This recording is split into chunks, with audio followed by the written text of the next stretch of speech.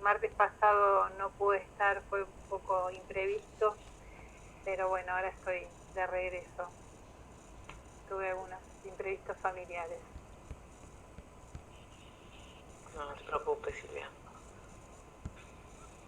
También si sale muy mal lo de hoy, también puedo decir que es debido a eso, que tuve menos tiempo del que esperaba para mejorar un poco lo que tenía escrito. Pero bueno, siempre es un borrador lo que uno presenta, así que... Sí, así es, sí, así es. Totalmente.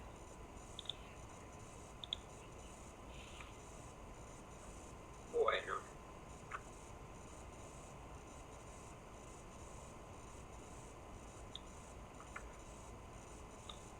¿Empezamos, Natalia, o esperamos un poco más? ¿Hay gente que está conectando todavía? Mira, no tengo nadie en la lista de espera, están todas las personas admitidas. No, es que, si querés podemos ir arrancando y de todas maneras cuando van entrando las personas yo las admito. Perfecto, entonces empezamos. Bueno, muy bien, bueno, buenas tardes de nuevo. Vamos entonces a comenzar. ¿Se escucha bien? Perdón. ¿Sí? Gracias. Vamos a comenzar con esta cuarta y última sesión del segundo simposio Materialismo y Ateísmo en el siglo de las luces. Vamos a moderar esta sesión Lucía Santilli y yo. Sí, Lucía creo que estaba por ahí. Bien, antes que nada, como Emilio señalaba, les comentamos para los que recién se conectan que hubo un cambio en la programación de la sesión de hoy porque uno de los expositores, Emiliano Primiterra, no va a poder participar por cuestiones particulares, cuestiones familiares, así que por ese motivo, en lugar de 4 exposiciones, vamos a tener 3, ¿sí? Así que vamos a tener en una primera parte, 2 exposiciones, la de Emilio Bernini y luego la de Natalia Zorrilla. Luego hacemos, como siempre, un break de 10 minutos, ¿sí? Y en la segunda parte, la presentación de cierre de Silvia Mans. Les recuerdo que el tiempo para las presentaciones, para las exposiciones, es de 15 minutos, ¿sí?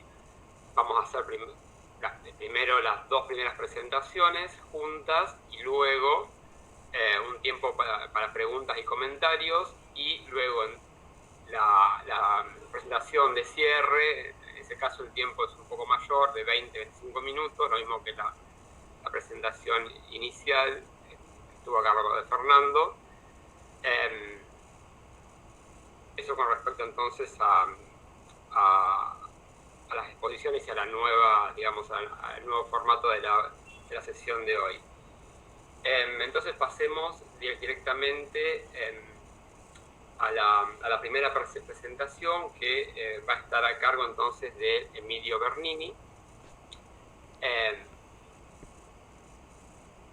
Emilio Bernini entonces es doctor en letras por la Facultad de Filosofía y Letras de la Universidad de Buenos Aires.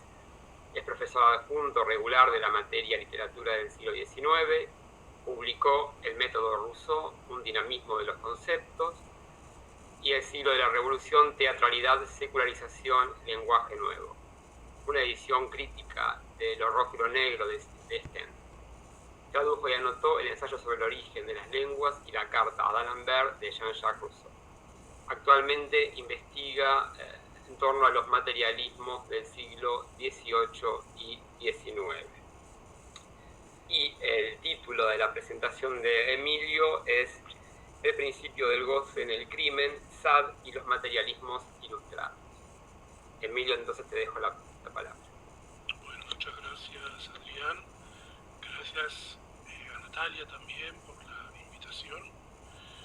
La verdad es que es un gusto estar en este simposio y sobre todo conocerles. Así que voy a proceder a la lectura, voy rápido porque creo que es un poco largo, aunque hice todo lo posible para acortarlo y ajustarlo al tiempo. Voy a presentar 2 proposiciones relativas a la literatura y la filosofía del Marqués son parte de un trabajo de investigación en curso. La primera proposición plantea que en Sade hay la formulación de un sistema filosófico. La formulación de ese sistema, como ocurre en la filosofía de Diderot, de Lametrie, de Helvétius, de Rousseau incluso, y también en Dolbach, es deliberadamente contraria al espíritu de sistema, el esprit de sistema, de los racionalismos del siglo XVII.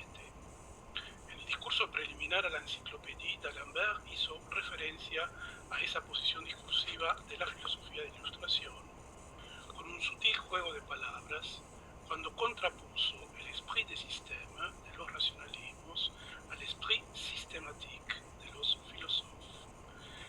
En el mismo sentido, para fundar esa oposición, Condillac escribió un tratado, el Traité de Système, en el que refuta los sistemas racionalistas y fundamenta los sistemas empiristas sensualistas.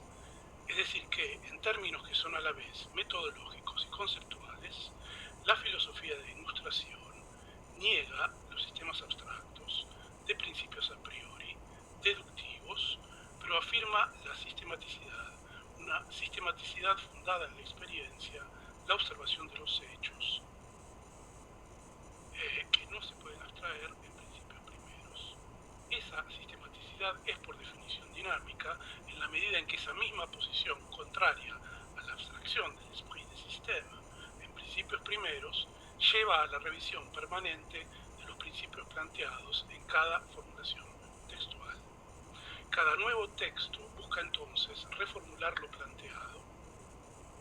Previamente en otros textos, experimentar el pensamiento, variando las perspectivas, incluso opuestas o contradictorias entre sí. En el sistema de Sade se puede identificar un principio articulador, un principio recurrente, como hay un principio articulador en el sistema condillasiano, en el ensayo sobre el origen de los conocimientos humanos. El principio es la sensación transformada.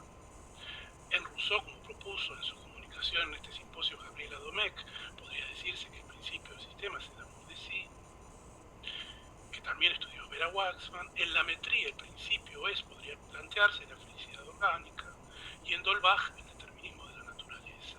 En Sade propongo, el principio es el del goce en el crimen. Ese principio está expuesto en uno de los primeros textos de Sade, las 120 jornadas de Sodoma, del siguiente modo. Cuando el narrador dice, cito, si el crimen carece de esa clase de delicadeza que se encuentra en la virtud, no tiene continuamente un carácter de grandeza y de sublimidad que lo hace superior siempre a los atractivos monótonos y afeminados de la virtud. No hay libertino anclado en el vicio que no sepa en qué medida el asesinato influye en los sentidos y en qué medida determina una descarga voluptuosa. Esta es una verdad que el lector debe asimilar antes de emprender la lectura de una obra que tiene que desarrollar ese sistema. La obra que desarrolla ese sistema es efectivamente las 120 jornadas. Tal como está formulado en este texto, el sistema es taxonómico y el paradigma de ese sistema de clasificación es la ciencia de la historia natural.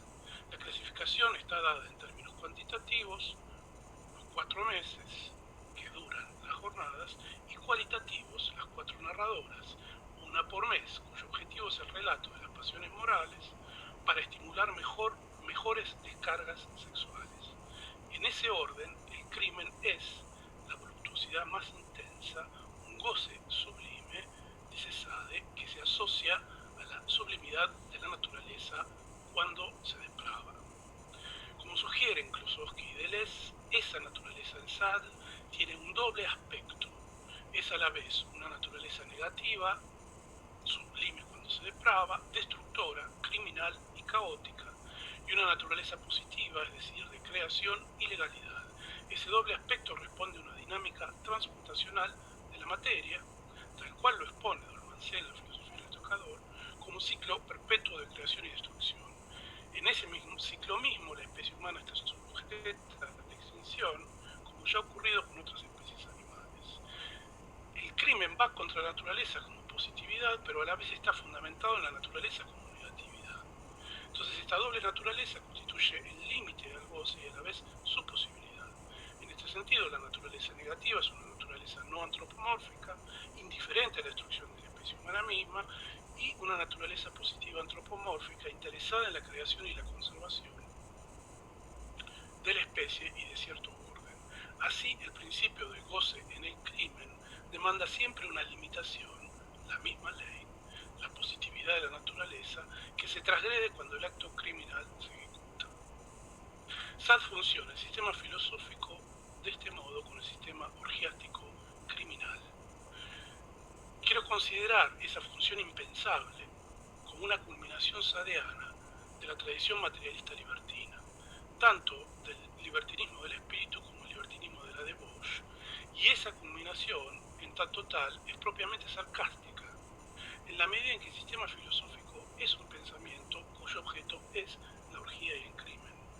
Ahora bien, en ese sarcasmo, el sistema sadiano continúa y culmina otro aspecto que es propio de esa formación discursiva, que es la tradición materialista libertina, que es el aspecto de la burla libertina, de la burla de la propia filosofía,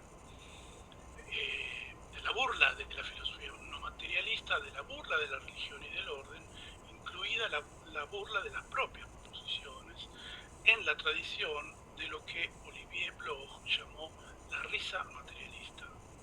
La dinámica del sistema sadiano implica que ese principio se ponga a prueba en cada texto. De este modo, cada texto es una experimentación del principio del goce en el crimen, experimentación en tanto experiencia de pensamiento, en el sentido especulativo, y en la medida en que se experimenta en cada caso en que se lo expone y se lo despliega. En consecuencia, el principio, digamos así, no se estabiliza, sino que depende de su nueva formulación.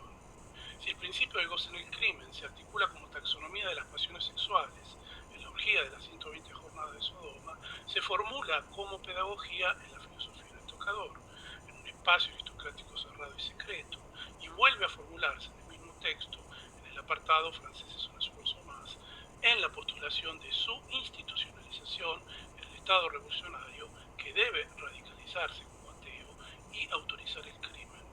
Si en el boudoir el crimen se funda en la filosofía del tocador, ¿no? El crimen se fundamenta en la dinámica destructiva de la naturaleza, en el panfleto debe plantearse como política de Estado, porque el Estado revolucionario está fundado en el crimen, según afirma el propio panfleto, cuando dice el gobierno republicano solo se mantendrá a través de muchos crímenes, pues ya está sumido en el crimen, y si quiere pasar del crimen a la virtud, o sea, de un estado violento a un estado tranquilo, caerá en una inercia cuya ruina segura será pronto el resultado. El Estado revolucionario entonces, en el Estado revolucionario entonces, el crimen debe ser perpetuo. En la Aline Valcourt, o la novela filosófica, el principio del goce en el crimen se imagina como práctica libertina clandestina, como en la filosofía del tocador, pero esta vez en interacción con la sociedad virtuosa de las mujeres Blamont y de sus amigos varones. Es importante señalar, para notar lo que llamo puesta a prueba, experimentación en cada texto, que el principio del goce en el crimen está elaborado en Aline y Valcourt desde la perspectiva virtuosa, a diferencia de las 120 jornadas y del tocador, de la filosofía del tocador, cuya perspectiva es libertina. La narración en la Aline y Valcourt es llevada adelante por los virtuosos y virtuosas para representar allí los afectos de la amenaza y de destrucción por parte de los libertinos. Y en el mismo texto, el principio del goce en el crimen se imagina rearticulándose en dos sociedades contemporáneas sincrónicas, el reino de Boudoir y el reino de Tamoé. En el primero, en Boudoir, el goce libertino es parte de una organización estatal, de una sociedad primitiva salvaje, que autoriza el crimen antropófago como política de un Estado teocrático, no ateo, de modo que el crimen es allí la norma que llevaría progresivamente a la extinción de la etnia. En la segunda sociedad, en Tamoé, en cambio, el Estado controla el goce libertino por medio de políticas de contratransgresión. Si el principio del goce depende siempre de una transgresión que vuelve ultrajante, aberrante el acto, en Tamoé, muy por el contrario, la política estatal consiste en sustraer a los libertinos aquello mismo que puede ser objeto de transgresión. Samé, el monarca de Tamoé, sabe que las pasiones de los libertinos responden a la naturaleza y por esto mismo son irreprimibles. En este sentido, la política es no reprimirlas, sino disuadirlas. Por último, en Histoire de Juliette, a diferencia de todas las formulaciones previas, el principio de goce se representa, el goce del crimen, se representa en parte como práctica del Estado del antiguo régimen. El antiguo régimen como ejercicio criminal, impune y gozoso del poder estatal y del poder eclesiástico, aun cuando ese ejercicio se protege como secreto de Estado. A su vez, la relación de Juliette con la serie de las historias de Justine se vinculan deliberadamente en términos de sistema para desarticular el par clásico de oposición virtud-vicio, placer-goce, precisamente para demostrar, tanto desde la perspectiva virtuosa en el caso de Justine, como desde la libertina en el caso de Juliette, que en ambas posiciones morales, virtud-vicio, hay goce. La virtud se disfraza el goce, es vanidad disimulada. La segunda proposición trata de responder a la cuestión de cómo ha sido posible un principio como el del goce en el crimen como fundamento del sistema filosófico. Mi idea es que ese principio responde a una configuración retórica propia de la tradición libertina erudita. Esa configuración retórica tiene sus condiciones materiales, la dinámica de la transmisión, circulación y publicación, seudónima o anónima, manuscrita e impresa, propia de esa tradición libertina. La anonimia y la pseudonimia implican una textualidad, una serie de textos que se constituye con la intervención de todos aquellos involucrados en ella, el autor y eventualmente el editor, el coleccionista, el copista. La cuestión es, en esa tradición, la transmisión de las ideas libertinas, menos que la autoría. En esto, esa textualidad libertina se reescribe cada vez que se la hace circular y está constituida como un collage, copia, transcripción y glosa de varios textos. Esa retórica constituye un modo de pensar filosófico, un modo de relacionarse con los textos, un modo de escribir en combate. Es una retórica de guerra, antimonárquica y atea. En el principio del goce del crimen, en la posibilidad misma de su formulación, esa retórica de guerra está intacta, aún mensajera. La propuesta es que ese principio sadiano, configurado en esa retórica, procede genealógicamente de un principio materialista cuyo devenir puede seguirse en diversos textos que Sade conoce muy bien. Una primera formulación de ese principio está en el Tratado de los Tres Impostores, que es una vulgata de guerra de las ideas de Spinoza y de Hobbes, entre otras. En el capítulo 2, apartado 3, se afirma que una de las causas de la creencia de los pueblos en las religiones, además de la ignorancia y el miedo, es, cito, un principio de todos los hombres. Los hombres han nacido con una profunda ignorancia de las cosas y todo lo que saben es que una tendencia natural los inclina a buscar lo que les es útil y conveniente y evitar lo que les resulta perjudicial. Ahí está formulado, digamos así, genealógicamente el principio, una primera formulación, en esa tendencia natural que inclina a buscar a los hombres lo que es útil y conveniente. Por eso imaginan, dice el tratado, un Dios antropomórfico.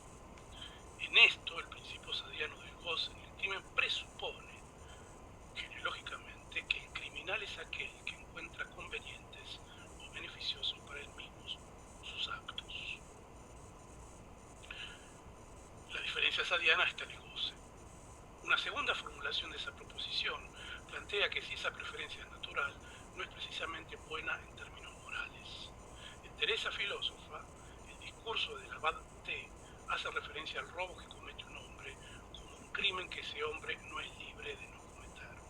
Cito, un hombre roba, hace bien respecto del mismo y hace mal por su infracción al orden de la sociedad. Sin embargo, convengo que ese hombre debe ser castigado, aunque haya actuado obligadamente. Estoy convencido de que no ha sido libre de cometer o no cometer su crimen. Fin de cita. La reformulación teresiana de ese principio plantea esa tendencia natural a lo que nos resulta conveniente o útil como un determinismo, ya que no podemos no hacer aquellos que nos benefician, y a la vez establece una diferencia inasimilable entre el crimen y el orden social, ya que el crimen debe ser castigado para no perturbar el orden. Ese libertinismo virtuoso de Teresa, que supone el secreto de las prácticas sexuales, satisface el bien particular en el secreto de la práctica, pero precisamente de modo que no afecte la felicidad general.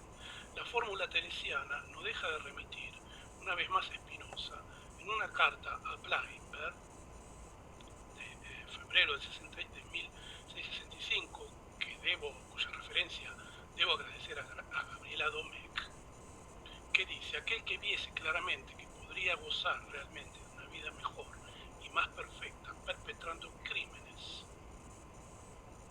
que siguiendo la virtud sería necio si no lo hiciese. Fin de cita.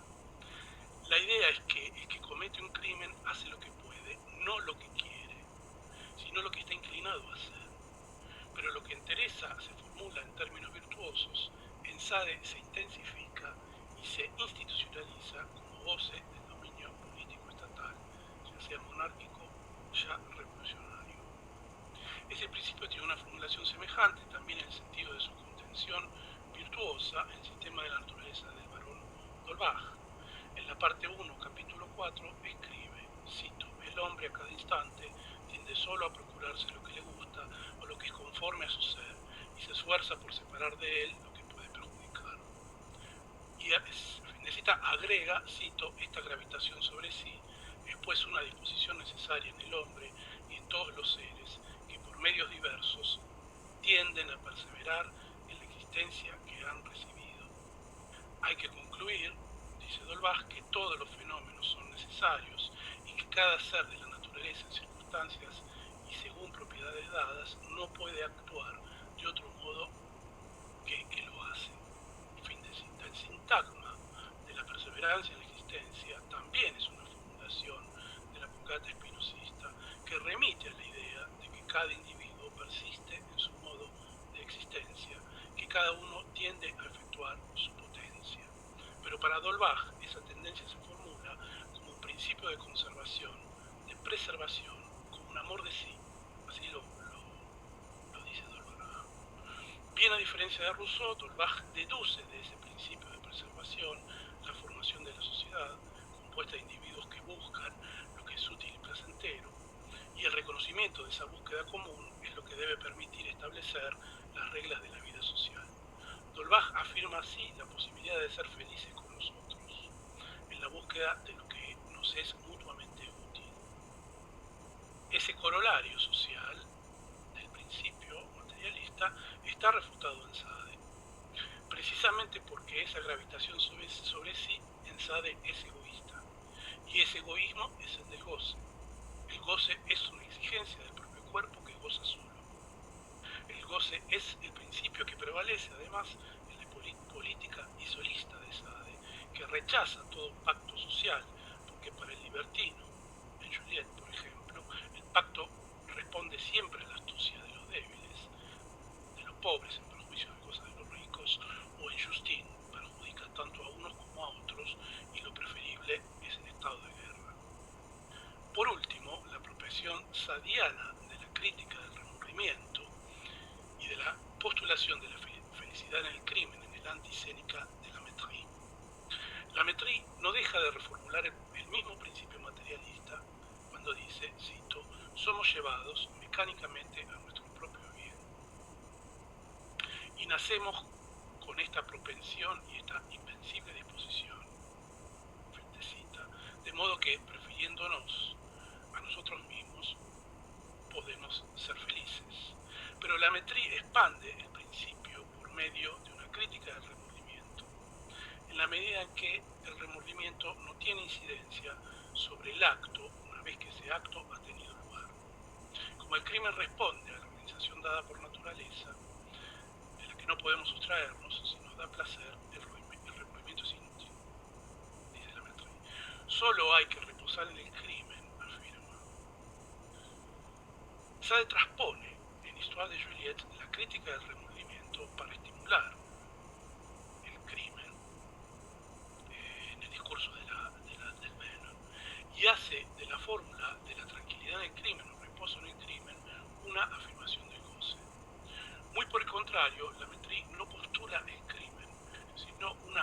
felicidad virtuosa en los propios actos, una felicidad no virtuosa en todo caso, en los propios actos cuando responden a la propia naturaleza, es decir, a las propias inclinaciones. No hay idea en la metrí de goce en el crimen, salvo en todo caso cuando se refiere específicamente a los libertinos en un pasaje de la Antisémica. Pero los libertinos no son objeto de su texto. Por el contrario, el objeto de su texto son las distintas formas de felicidad orgánica y exterior que pueden constituir una sociedad virtuosa atea.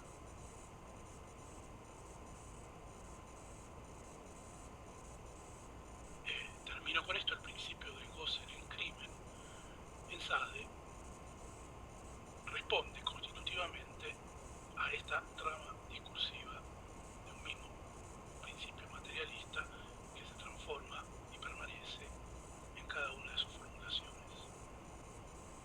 Muchas gracias.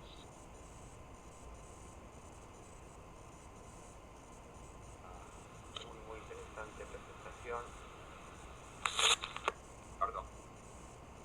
Muchas gracias, Emilio, como decíamos, por la presentación. Muy subjetiva la comunicación. Vamos entonces a escuchar la presentación de Natalia Zorrilla y luego tenemos, como decía, un tiempo para comentarios y preguntas. Bien, Natalia Zorrilla es doctora en filosofía por la Universidad de Buenos Aires, ha realizado estancias de investigación doctorales en la Universidad París-Sorbonne y postdoctorales en la École Normale Supérieure de Lyon, en Francia. Es becaria postdoctoral en CONICET y ha sido recientemente seleccionada para el ingreso a la carrera del investigador en CONICET y es también investigadora asociada del Centro de Investigaciones Filosóficas, el INEO-CIF. Se desempeña como secretaria de redacción de la revista Siglo XVIII, editada por la Asociación Argentina de Estudios del Siglo XVIII. Sus intereses temáticos de investigación son la ilustración francesa, el ateísmo, géneros y sexualidades, y las mujeres filósofas de la modernidad. El título de la presentación de Natalia es Juegos de azar y ateísmo en el discurso sobre la felicidad de Émilie du Châtelet. Natalia, te dejo la palabra. Bueno, muchas gracias, Adrián, por la presentación. Voy a compartirles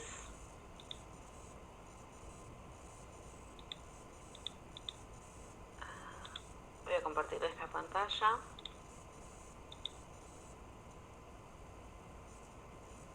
No sé si se ve ahí mi PDF.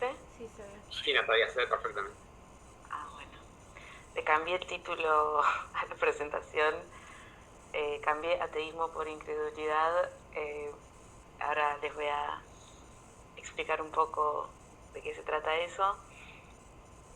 Bueno, y simplemente comentarles que es una investigación preliminar que estoy comenzando a desarrollar y bueno, quería compartir con ustedes algunas consideraciones sobre este tema de los juegos de azar en el discurso sobre la felicidad. Mi objetivo en realidad es doble, porque por un lado me propongo en líneas generales reconstruir someramente el tratamiento que Émilie du Châtelet realiza de la religión en el discurso sobre la felicidad. Y por otro lado voy a intentar ofrecer un análisis de aquellos pasajes en donde du Châtelet se refiere a la pasión del juego, particularmente aludiendo a los juegos de azar y a las apuestas. Y bueno, a pesar de que a primera vista parecen dos temáticas que no tienen nada que ver una con otra, voy a tratar de esbozar una interpretación del texto en la que reparo en algunos puntos que en mi perspectiva tienen en común, ¿sí? Bueno, en el discurso sobre la felicidad, Émilie du Châtelet desarrolla un hedonismo a todas luces original, en el que propugna una exaltación de las pasiones. Acá les muestro algunas de los manuscritos y las ediciones. Se trata de una obra redactada por la marquesa cuya datación suele situarse aproximadamente entre 1746 y 1748 y que circula en forma manuscrita en algunas pocas copias hasta 1779, cuando luego de la muerte de Voltaire es finalmente publicada en un libro que compila discursos sobre la temática de la felicidad. El texto comienza desarticulando o mitigando la idea de que la felicidad es cosa imposible para los seres humanos. Por el contrario, si bien no es fácil alcanzarla, la reflexión filosófica puede darnos la clave para ello. De acuerdo con Dulles, sin dicha reflexión nos volvemos juguetes del destino, arrastrados por nuestras circunstancias. El disfrute es, según la filósofa, aquello que da sentido a nuestra vida, es decir, aquello por lo cual vale la pena vivir. Nuestro propósito, dice Du Châtelet, es procurarnos sensaciones y sentimientos agradables. Por lo tanto, las pasiones y las inclinaciones son necesarias para la felicidad. Lejos de ser rechazadas, deben ser reverenciadas. Sin ellas no hay felicidad posible. Cito a Du Châtelet, aquí les ofrezco las citas. Pasiones tendríamos que pedirle a Dios si nos atreviéramos a pedirle alguna cosa. Y Lenôtre tenía mucha razón al pedirle al Papa tentaciones en lugar de indulgencias. Fin de la cita. Para Du Châtelet no se trata de alcanzar la tranquilidad o imperturbabilidad del alma, sino de evitar su embotamiento y de procurarse sensaciones intensas, vivaces y placenteras. La represión de las pasiones no es el fin último al que deben aspirar los seres humanos, según la filósofa, quien considera que éstas surgen en principio de nuestra propia naturaleza, contra la cual no tiene sentido ir. Por el contrario, en la propuesta de Du Châtelet, tal represión solo tiene sentido como una privación temporal, que contribuye a generar un juego de contrastes y alternancias que por un lado redunda en una mayor vivacidad del placer y que por otro nos ayuda a hacer sostenible el goce en el tiempo, por ejemplo, a través del cuidado de la salud. Aquí les leo algunas frases de Du Châtelet. Dice: me entrego demasiado a la gula que Dios me ha dado y reparo estos excesos con dietas rigurosas. Y otra frase: nuestros sentidos se embotan con facilidad en la sociedad y hay que dar gracias a Dios por habernos traído las privaciones necesarias para conservarlos. Las citas que he propuesto hasta aquí, ahora voy a agregar otra más, pero bueno, las citas que propuse tienen un objetivo doble. Por un lado, me han permitido presentar algunos de los lineamientos generales del hedonismo de Du Châtelet, pero por otro, ellas recogen las menciones que la filósofa hace en el texto a Dios o también a los dioses, como veremos a continuación. Por lo tanto, podemos a partir de ellas comenzar a examinar el posicionamiento de la autora respecto de la religión y de Dios. En estos pasajes es posible observar que Du Châtelet se refiere tanto a Dios como a los dioses de una manera genérica y en algunos casos irónica, acompañando sus referencias a la divinidad con alusiones libertinas. Hemos visto que burlándose de la moral religiosa, sugiere que sería preferible pedirle a Dios tentaciones o pasiones más que indulgencias, que cuando habla de ciertos dones divinos, en realidad se refiere a pecados, vicios o carencias, como en el caso de la gula y las privaciones. Y aquí hay otro pasaje que yo no voy a leer, pero que es un pasaje sobre la pasión del amor, que también recibe como una exaltación importante en el texto, en donde, bueno, lo incluyo aquí para que lo tengan a mano, lo puedan ver. Pero fíjense que allí Châtelet habla de Dios, habla de dioses, menciona cierto autor de la naturaleza, ¿no?, agregándose a quien fuere, es decir, sin comprometerse con ningún concepto puntual de Dios. También hay una evocación al politeísmo, ¿no?, en la exaltación del amor que realiza Châtelet a partir de la poesía satírica y libertina de Rochester, y una mención de Néstor, ¿no?, que es una figura de la cultura de la antigua Grecia, la cual concluye con una mundana comparación entre dioses y hombres. ¿Sonó algo ahí? No sé qué es. Bueno, yo sigo. me avisan cualquier cosa. La irreverencia de esta filósofa respecto de la moral religiosa se manifiesta abierta y claramente en su llamado a deshacerse de los prejuicios, condición necesaria para poder ser feliz. Según Du Châtelet, los prejuicios religiosos no son los únicos, pero sí son los que más influyen en nuestra felicidad o en nuestra desgracia, y por lo tanto los que tienen el potencial de hacer más daño. De acuerdo con la filósofa, todos o todas tenemos la dosis de juicio necesaria, y aquí no sé si la podríamos llamar el buen sentido, ¿no? para hacernos eco de la exposición de Manuel de la otra sesión. Pero entonces todos tenemos y todas tenemos la dosis de juicio necesaria para juzgar acerca de la veracidad de ciertas creencias, y debemos aplicar esa dosis de juicio para examinar todas las opiniones que impactan en nuestra felicidad, a fin de no aceptar ninguna que no sea coherente o que carezca de justificación. El error, nos dice Du Châtelet, nunca puede ser un bien. Los prejuicios no contienen ninguna verdad y por lo tanto deben ser desechados.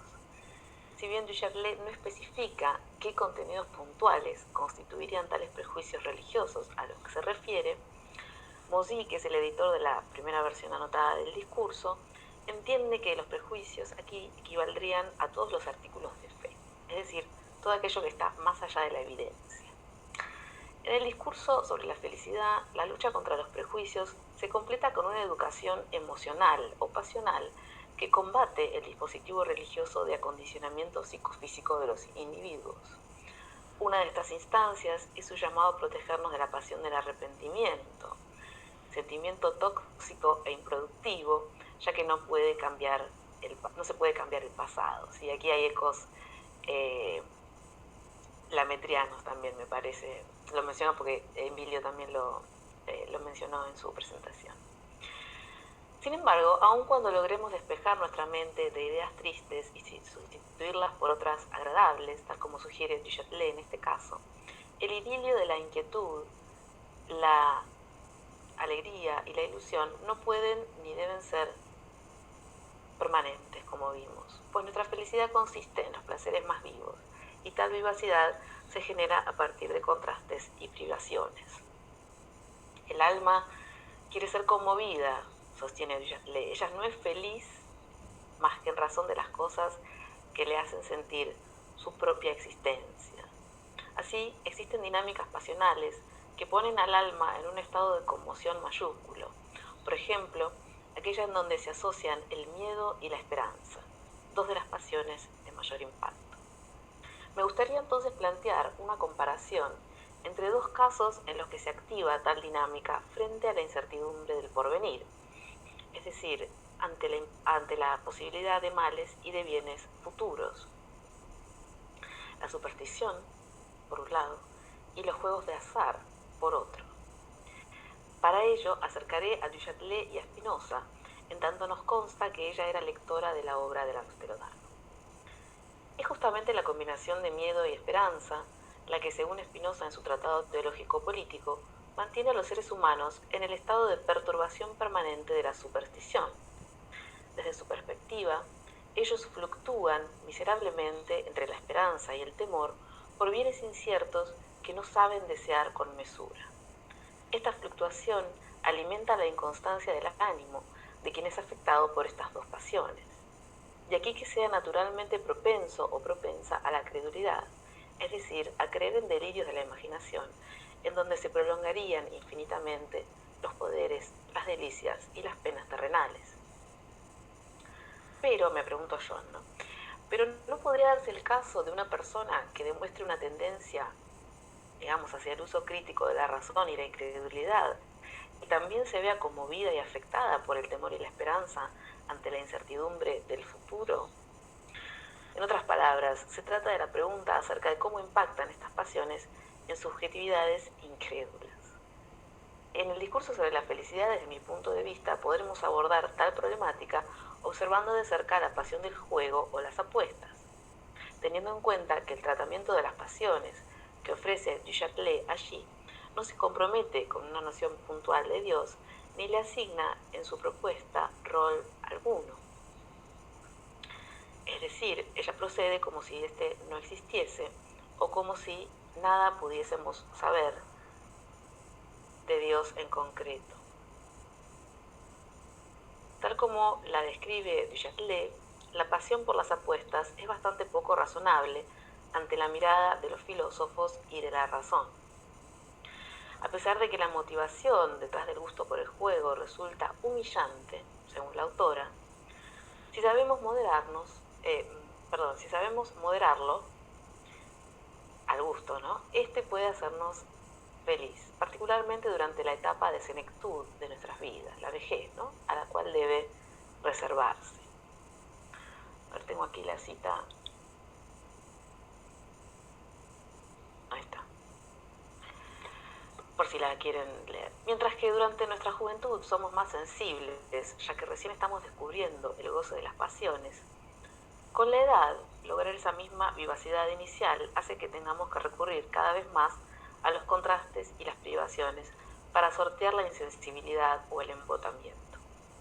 De hecho, no hay persona alguna desde la perspectiva de du Châtelet a quien las apuestas fuertes, así lo traduce Martorell, es decir, aquellas que pueden hacer una diferencia en nuestra fortuna o en nuestra riqueza, le resulten indiferentes. O sea, no hay personas a quien las apuestas fuertes le resulten indiferentes.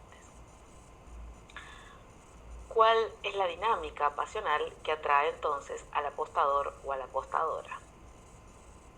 Es similar a la que nos lleva a la superstición, ¿sí? Es la fluctuación entre la esperanza y el miedo ante la indeterminación del porvenir.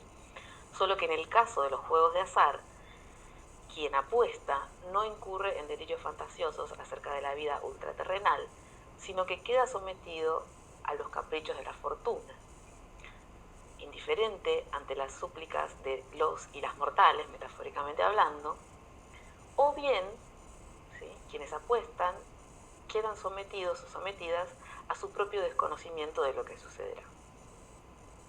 El goce de la apostadora reside en la emoción o la conmoción que provoca el riesgo, ya que el valor de las cosas se hace patente al momento de arriesgarlas. De aquí que para du Châtelet sería perfectamente dichoso o dichosa quien sepa disfrutar de lo que ya posee sin desear nada más, a pesar de que esto le resulta muy difícil de lograr si no se incurren en privaciones que hagan patente las carencias.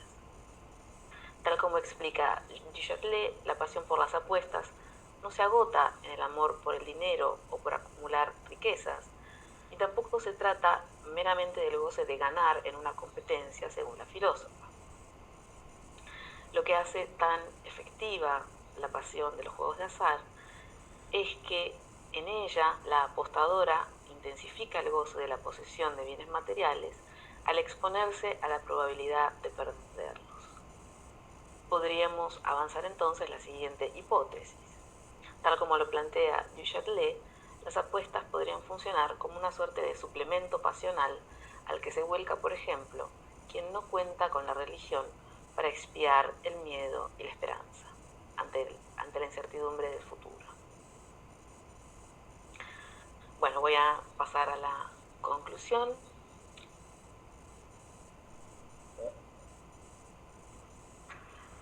En estas consideraciones generales acerca del discurso sobre la felicidad, he intentado mostrar la radicalidad de la heterodoxia que du Châtelet despliega tanto en su tratamiento de la religión como en su tratamiento de la pasión por las apuestas. Entiendo que las provocaciones irónicas, libertinas que la filósofa realiza ante el prospecto de una entidad creadora superior no deben pasar desapercibidas ni resultarnos meras cuestiones superficiales en un texto que no habría sido escrito para ser publicado, sino para circular en forma manuscrita entre un pequeño círculo de amigos y amigas íntimas. En este sentido, desde mi punto de vista, la riqueza filosófica del texto se encuentra tanto en el contenido que expresa explícitamente como en las implicancias que se siguen de él, así como también en sus sugerentes omisiones. Destaco del discurso sobre la felicidad la invitación de du Châtelet a aceptar el factum de las pasiones como algo natural y a poder encontrar en ellas la vía regia hacia el goce y la felicidad. este prometedor anverso de la propuesta hedonista de la pensadora se completa con su reverso, a saber, la inexorabilidad del paso del tiempo y del embotamiento de la sensibilidad, la cual, aun cuando se logre desarrollar hábitos pasionales equilibrados y sanos, requerirá progresivamente de conmociones más y más fuertes. En el texto de Du Châtelet, el planteo filosófico práctico se desarrolla secular y autónomamente sin incurrir en atavismos religiosos. Asimismo, la superstición es descrita como el estado de las almas deformes y corrompidas, debido a que equivale a vivir en un delirio y en un error permanentes. Sin embargo, el miedo y la esperanza, pasiones que nos conducen a tales excesos supersticiosos, pueden afectar incluso a las subjetividades de carácter más, llamémosle, filosófico. Según Du Châtelet, quienes en lugar de intentar apaciguar esas emociones, pueden usarlas en su favor. Así, la autora le otorga una utilidad manifiesta a la pasión por las apuestas, integrándola dentro de su propuesta, en lugar de directamente abogar por su supresión. Su posicionamiento resulta novedoso en este sentido. El tratamiento que Du Châtelet ofrece de la pasión de los juegos de azar desmiente la idea de que ésta sea una temática menor, tal como la llama Isabel Morán, la cual tampoco se agota en un interés meramente biográfico, ¿no? Como parece sugerir Mauzy, quien nos ofrece para comprender el pasaje sobre los juegos de azar, relatos de algunos episodios de la vida de Du Châtelet, que efectivamente era una gran jugadora, ¿no? En suma, tal como Du Châtelet nos advierte, y la cito, la sabiduría siempre debe tener las fichas en mano. Bueno, con esto terminé y les agradezco mucho.